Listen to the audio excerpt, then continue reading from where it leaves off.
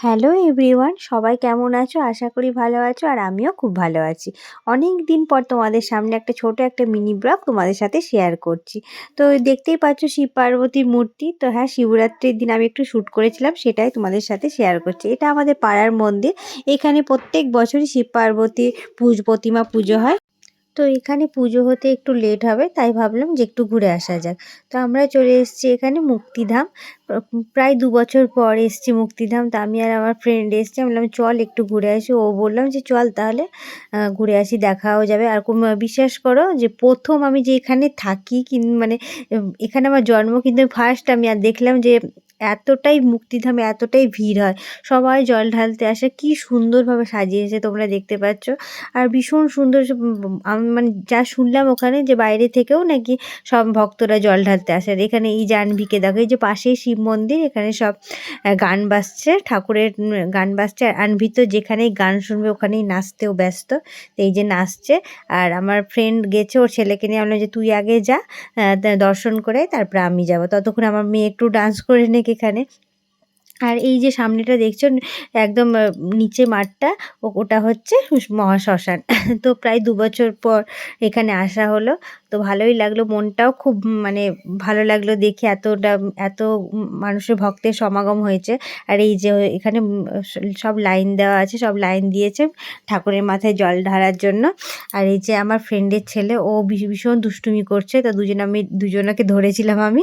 তো ও বড় ছেলেকে নিয়ে গেছিলো। আর এই যেখানে হচ্ছে মায়ের মন্দির, এখানে কালীমার মন্দির নাম, ভীষণ জাগ্রত একটা ঠাকুর। তো যাই হোক, প্রত্যেক মানে ভাবি যে প্রত্যেকবার আসবো, কিন্তু সত্যি অনেক দিন পরই আসা হলো। আর এই যে মার মুখটা দেখে প্রাণটা সত্যি জুড়িয়ে গেল। আর এত সুন্দরভাবে সাজিয়েছে, ভীষণ সুন্দরভাবে সাজিয়েছে। মন্দিরটা প্রায় সাজানোই থাকে, আর কোনো ফেস্টিভ্যালে বেশি সাজায়। এবার আমরা চলে এসেছি গোবিন্দ মন্দিরে। ওখান থেকে বেরিয়ে গোবিন্দ মন্দিরে চলে এসেছি, এটা আমাদের বাজারের মধ্যে। তো ভাবলাম যে এখানেও তো মানুষ জল ঢালতে আসে। আর এই যে সবাই এখানে বাঁক নিয়ে বড় বড় কলসিতে জল নিয়ে আসছে। মানে ছোট ছোট সব ভাইয়েরা সব ঘাড়ে নিয়ে মহাদেবের মাথায় জল ঢালতে এসেছে।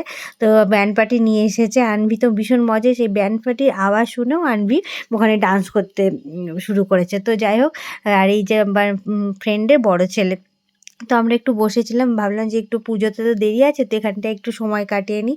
আর চারিদিকটা দেখো, এই যে ব্যান্ড নিয়ে এসেছে সব ছোট ছোট ভাইয়েরা। তো ভালোই লাগছে, এখানেও সব প্রচুর মানুষ এখানে জল ঢালতে এসেছে। এবার চলে এসেছি আমরা মামার বাড়িতে। তো ভাবলাম যে একটু মামার বাড়িতেও বোনের সাথে দেখা করে নিই, তো ওকে একটু সারপ্রাইজ দিয়েছি। এই যে হচ্ছে বোন, আর এই যে ফ্রেন্ডের ছোট ছেলে, ভীষণ চঞ্চল। আর এই যে আমাদের শেরু।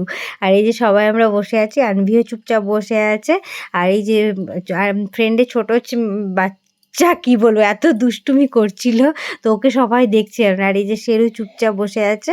আর এবার চলে এসেছি আমরা শিব পার্বতীর মন্দিরে, আমাদের বাড়ির কাছে। তো পুজো যেহেতু শুরু হয়ে গেছে, তাই এখানে ভাবলাম একটু বসি। তো অনেকক্ষণই বসেছিলাম, তো ভাবলাম যে এবার বাড়ি যাই, যেহেতু 10টা বাজতে চললো। তো যাই হোক, এদিকে ফ্রেন্ডও নিমন্ত্রণ করেছিল, তোর বাড়িতে ইনভাইট ছিল। তো রাতে খাওয়া দাওয়াটা ওদের বাড়িতেই হবে। তো চলো, একটা ছোট মিনি ব্লগ তোমাদের সাথে শেয়ার করলাম। ভালো লাগলে একটা প্লিজ লাইক করে দিও, আর পেজটাকে আমার ফলো করে দিও। আর ইউটিউব থেকে যারা দেখছো, প্লিজ আমার চ্যানেলটাকে সাবস্ক্রাইব করে দিও। এই যে আনভি আর আমি যাচ্ছি, আর বান্ধবী আসছে পেছনে। তো চলো, ভিডিওটা ভালো লাগলে একটা লাইক করে দিও। আবার তোমাদের সাথে খুব তাড়াতাড়ি দেখা হবে ছোট্ট একটা নতুন ব্লগ নিয়ে। তো আজকের মতো টাটা, বাই বাই, থ্যাংক ইউ।